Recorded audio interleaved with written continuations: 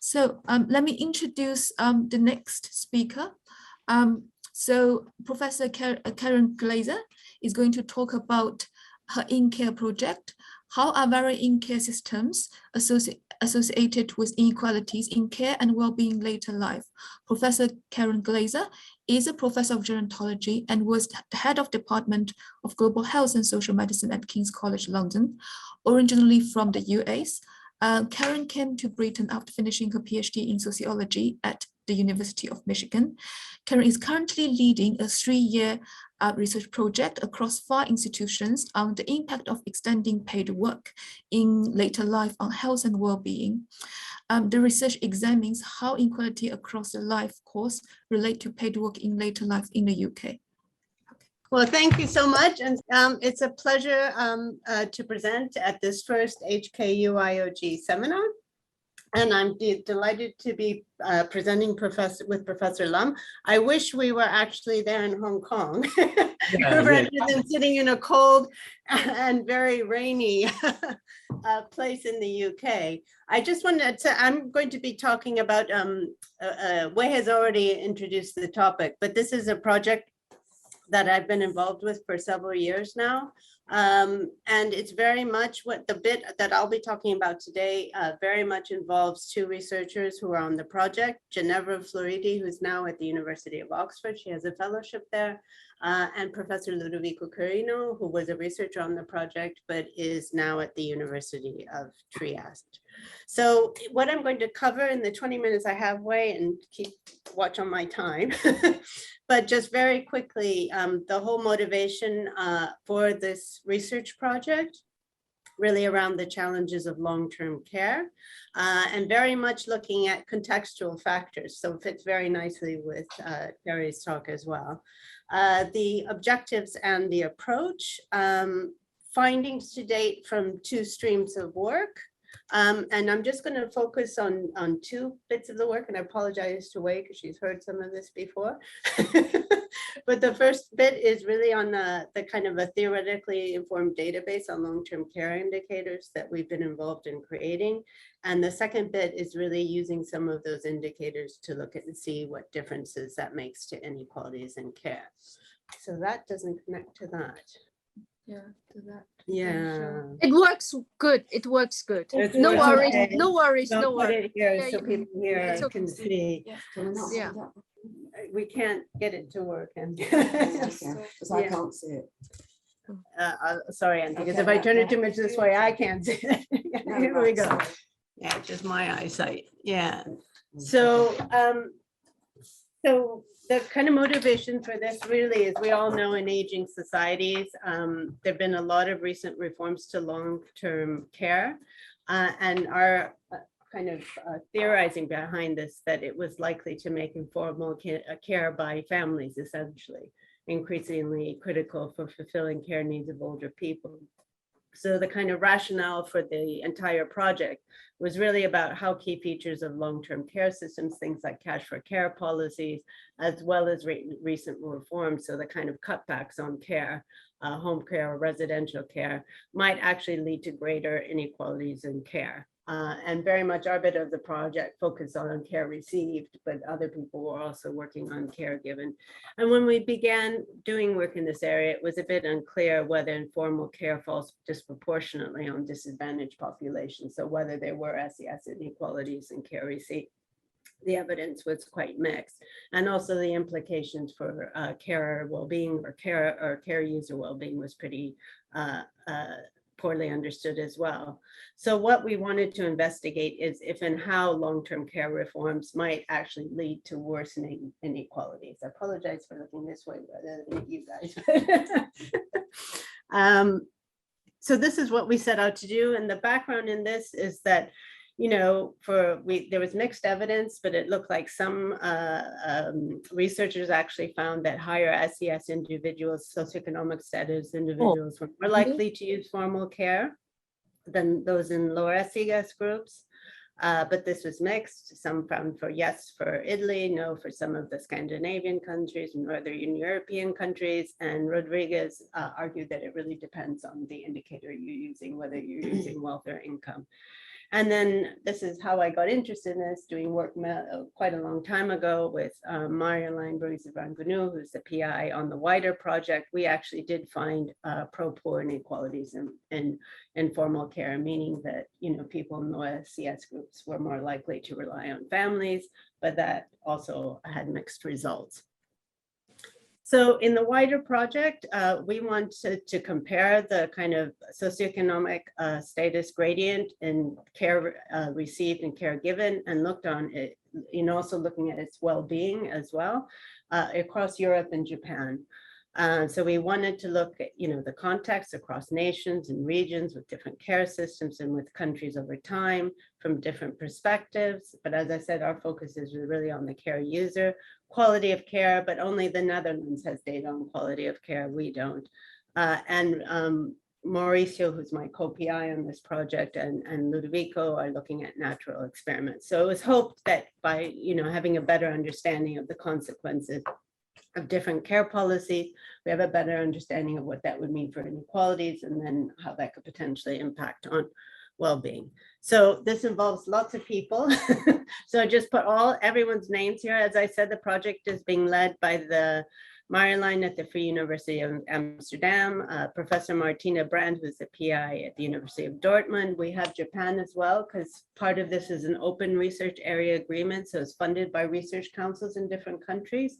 And they were very keen as well to have Japan, so the Japanese branch is funded by the Japanese Research Council, and many different researchers involved at King's. So the first bit I just want to talk is about this our kind of theory-driven development of this macro level database. Professor Ellen Verbeekel, who's at Radboud University, she's led this work. We've just had this accepted at the Journal of European Social Policy. Wow. Yeah, so we are very happy. And I should say, I'll talk more about the database, but we will be making this publicly available. So I'll talk about that a bit more in a minute. The whole kind of focus here was, you know, trying to capture indicators so that we could see whether some long-term care systems are more or less conducive to SES inequalities in care. And we focused on familism and defamilization in long-term care. And I'll explain a bit more about this in a minute, but familism is really the extent to which the family, as opposed to the state, is considered responsible for the care of older people. And so, you know, we wanted to create this database of national indicators, 3 separate policy types, and I'll talk about this in a bit more: supported familism, defamilization through the market, and through public provision. And this is because it's rare to get one system that has consistent policies all along. Oftentimes you might have different policies that might have contradictory effects. And to actually be able to use the data in modeling, you need it for many countries and regions. We've run into this problem before. Work on grandparents, I'm looking at Georgia, many years, and you need it with enough variation. And I'll show you the problems we ran into. But we very much were influenced by Professor Chiara Saraceno's work in terms of kind of sort of thinking of this as a continuum from the family to the state. We were very much concerned with the area in red here, which is those going more towards less orientation on families and more on the state. So you had state supports for family care. So this is largely divided into the kind of policies that are directed more at the caregivers versus the care receivers. So these are, you know, the state supports family care, you know, supportive familialism, defamilization to the market, where there's some kind of cash for care that goes to the care user, and then there's more kind of defamilization through public provision. We recognize that these are not neat care categories and there are nuances within that, but that's more about provision and kind. And so, you know, this was the goal.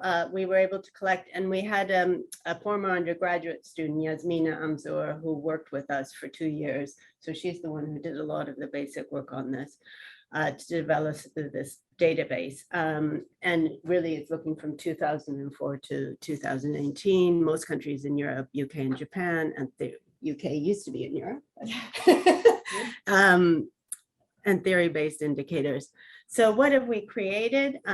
We've got an international database, and as I said, we are now working on just finalizing some of the this is all publicly available data, but it's just double checking some of the permissions, and then we will deposit this in the share data, which is the Survey of Health, Aging, and Retirement in Europe, has a contextual database called Splash. And so we'll be working with people there, the archivists there, to deposit this data. So we've got general level indicators available for most countries and most years, regional, and we'll see in a minute that we use the regional indicators because of the difficulties with getting kind of more detail on some of these measures. And then more specific countries that are harder. There are some databases that they are very good, but they're very qualitative and it's very hard to quantify the information. So sometimes we only had information for 2 years. I'm just going to briefly go through some of the measures that we created focusing on long-term care, but we also collected data on attitudes, on population level characteristics, on other things as well that's in there. So we were really interested in, we had various measures, for example, of care. So supported familism was caregiver support. And this was based actually on information that's in an article by Emily Courtin, who was here, and when work she did at the LSE. So we created a composite index, of, these largely non-monetary measures of caregiver support. And then we also had 2 indicators, other indicators of supported familism and whether they were cash for care payments to caregivers, and then an index created on whether it existed, how tightly regulated it was, but also how generous it was with the minimum and maximum amounts that were provided. And similarly on defamilization for the market, whether there was cash for care payments to care users, and then a similar index about restrictions and generosity.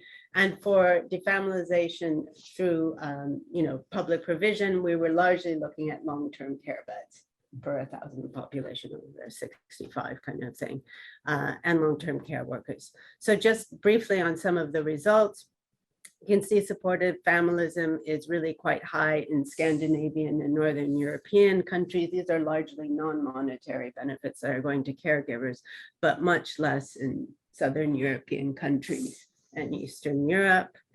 If we look at supported familism, that's cash benefits to caregivers, yes or no, you can see that that's quite common more in the Eastern European countries along with Scandinavian countries. And actually, when you look at Eastern European countries, a lot of them are adopting this kind of cash for care type system. Defamilization to the market, this is when payments go to the care receiver, and it does get complicated because sometimes in some countries they can use that to pay family members, like in Germany. But you can see that's pretty much scattered throughout Europe, both in Eastern European, some countries, Southern Europe as well, for example, Portugal and Italy, and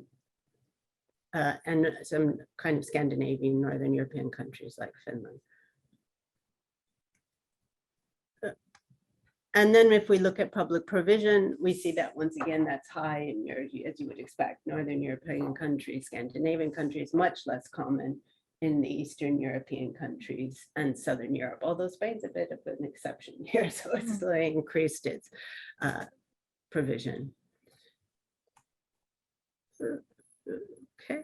And so it was actually quite challenging to do this, to find detailed information to theoretically distinguish between these long-term care policies. And we ended up using an indicator when many people do, which is long-term care beds. And I'll show you in a minute how we link this then to individual level data to look and see whether the context made a difference for SAS inequalities in care. And it was quite hard to find comparable data for many countries or regions for many time points, and that would have enough variation. So in the end, we ended up looking at one point in time. So what our key goal here was really to link this contextual level data with individual level data to look at individual inequalities in care. And this has been published also in the journals of gerontology. so all of us publishing in there, so that's great. So what we wanted to do is previous studies, a lot of studies that kind of look at these regional differences within Europe only refer to large clusters or entire country. So it's really hard to disentangle long-term care for other factors. So it's trying to look more closely at long-term care. And what we wanted to do was study wealth and income gradients in different types of care. And we looked at 136 administrative regions, and we focused on 12 countries because that's the countries that had, Share has more countries, but those are the countries that have information by regions. And we wanted to, what we did was to link the individual data on care use and SES with long-term care policy indicators. So we could look at whether there were systematic variations within and across countries. So I won't go into details about the survey data, just to say that we focus on people 65 and over with a disability, at least one ADL and mobility. The regional level indicator that we used from our database was the number of long-term care beds per 1,000 population. And we consider this an indicator of defamiliarization through the state or through the market. Now, we know it's not an indicator of public home care, which is what we wanted. But it is highly correlated both with public spending on residential and home-based formal care. Yeah, but that is a limitation. And then just briefly to show you the kind of variation, what you see in the red is the variation in long-term care beds per 1,000. So the kind of minimum and maximum in the regions. So Italy is very low. Yeah, one of the lowest in Europe. Sweden, as you would expect, is very high. But for example, Spain, its highest level in one of the regions is actually higher than what you see in Sweden. So yeah, an interesting mix of different countries. And then if you just look at this in the bivariate relationship, you find what you would expect to find. So for example, this is divided up into the different types of beds. So low beds versus medium beds versus high beds. So if you're an individual and you live in a region that has a low level of long-term care beds, you're more likely, so 67% of them, if I can read that right, are relying on family care. And it's less if you go into regions. So the idea, if there are more alternatives to family care, that you'd be less reliant on family care.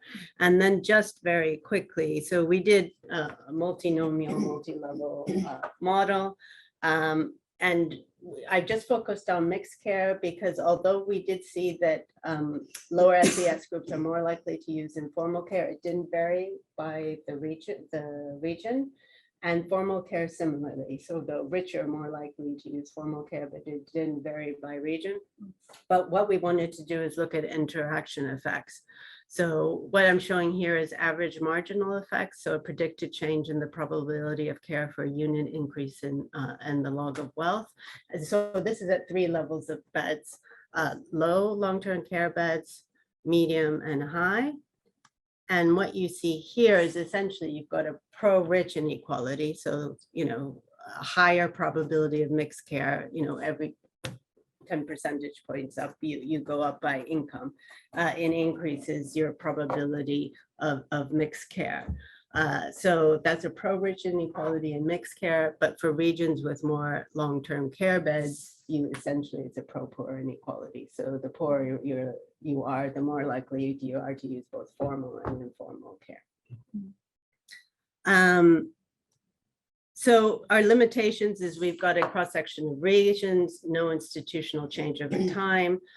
Our long-term care beds indicator is not really what we're interested in. It's a proxy, but it's not a measure for public provision. It includes both state and market, because sometimes, like in the UK, it's publicly provided, but it's actually privately, it's contracted to a private company. And it measures provision of institution, not really home-based care. And then just briefly on the future. So what we're, Ludovico, hopefully finishing this summer, is we decided, because of the difficulties with trying to, you know, get these detailed indicators of long-term care policies, enough variation, really focus on there have been quite significant cuts in social care in the UK. and to see the impact of that, and that's funded through local authority, so a much smaller level, and to look at what impact that has on inequalities in care. And this is just from recent work that shows that there have been, since 2009, 2010, really significant cuts in long-term care spending by about 30%. So really huge. So we wanted to see, what does that mean in terms of inequalities? And so working hard on the findings. I won't just given all the time, but basically the long and the short of it, and this is, we were able to get data by local authority. We had to go through poor Yasmina again, our lovely researcher, through many years in different local authorities, actually trying to get the data so that it would just focus on the 65 plus and just on specific home care services. Most studies just do adult social care spending in general, which isn't limited just to those over 65. There is a cap if people earn, have more than 23,500 in assets, they don't qualify. So we really focused on those who could be affected. And what we see is it's not the poorest of, those at the very bottom seem to be protected and it doesn't seem to have an effect, but it's really the next level of low socioeconomic status. So it's not the poorest of the poorest, they seem to be protected. And of course, those benefits, it's the just above, just above, but still relatively not well off. So, our argument is really the different countries are going different ways, but, in many countries like the UK, you're getting this refamilialization, this retrenchment of the welfare state, and it actually might lead to greater inequalities in care. And we saw that with the paper above, where you've got this kind of mixed care being more likely, where you, because of the differences in the context. So in conclusions, long-term care systems with higher defamilialization in long-term care, so those that have more alternatives to family care, appear to have a fairer distribution of mixed care amongst disabled older adults by socioeconomic status. Long-term care systems with more familistic orientations may generate or reinforce income and wealth inequalities. And so our idea is that familism and long-term care may actually exacerbate health inequalities of older adults. And just in the end, really, it's just thinking, I think this is common along many countries. The implications of this is, how do you create sustainable long-term care systems? We all have common challenges in terms of a lot of countries are cutting back on services. It feeds into wider issues and debates about the sustainability, and also how do you deliver good outcomes. And perhaps our evidence on inequalities in care, and how this all might affect these policies. So thank you very much. There's the article there, and thank you. Thank you.